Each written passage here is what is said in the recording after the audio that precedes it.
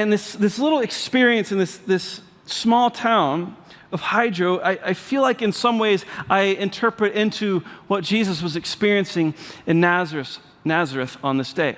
See, Nazareth was a very small town. It's estimated that Nazareth is about half the size of Hydro, around 500 people in the first century living in this small rural village of Nazareth. So this is farmers and laborers. This is just like everybody knows everybody in a town that's like children of the corn, creepy, kind of small. Like you're my fourth cousin. Like this is the way it is in these really, really small towns like this. And so you have to understand that when Jesus comes back to Nazareth, this is kind of, you got to picture like family reunion, all right?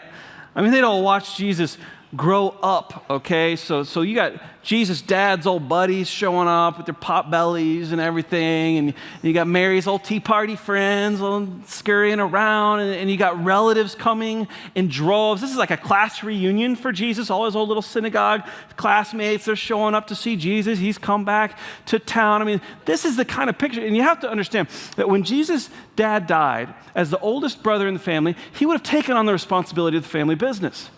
He would have been the one that was designing and building many the homes and the tables and the chairs that they were eating their Hebrew National all kosher hot dogs at before they came to church that day, you know? Those are good hot dogs, by the way. Some of you are like, what are you talking about?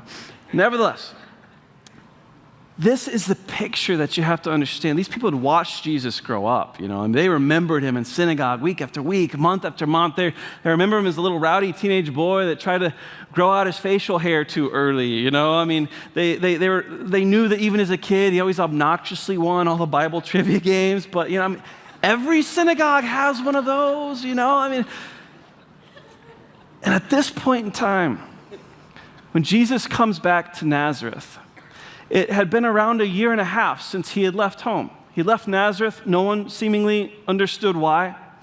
You know, he just turned 30. Perhaps he was having some kind of midlife crisis. After all, boys that lose fathers often have a lot of soul searching to do. But the word on the street was that after Jesus left, he had been doing way, way, way more than soul searching. The reports were that as soon as he left, he made a beeline directly down to John the Baptist's revolutionary movement that was happening out in the wilderness by the river.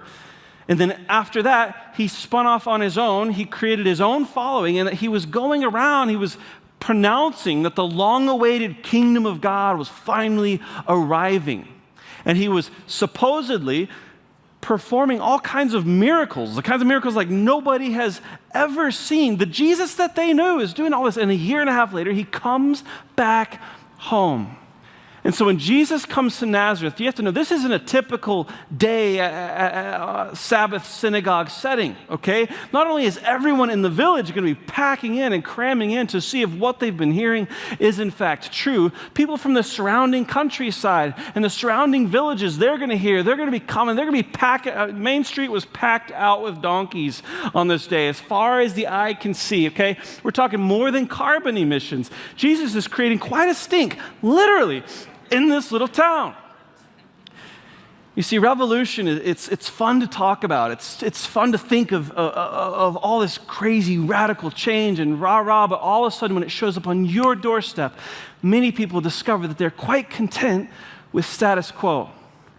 That's a little bit of what was happening in this day. And we know from the parallel account of this story that's found in the Gospel of Luke what it was that Jesus said in the synagogue that day that's not in the Mark account. Generally speaking, Mark is the most concise gospel. He cuts out a lot, so sometimes we'll go to other ones and pull the information in.